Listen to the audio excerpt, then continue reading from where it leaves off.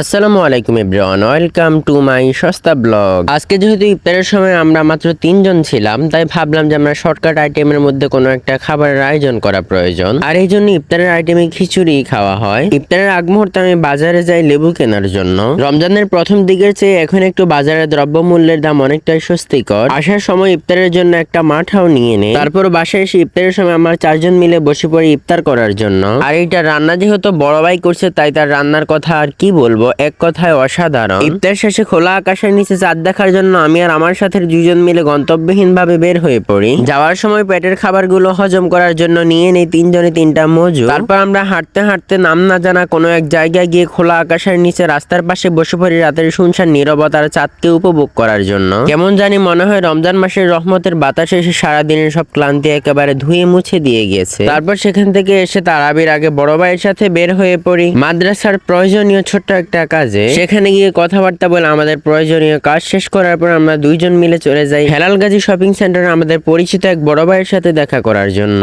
সেখান থেকে এসে শাহজালালের সামনে চায়ের দোকানে বসে পড়ি কফি খাওয়ার জন্য।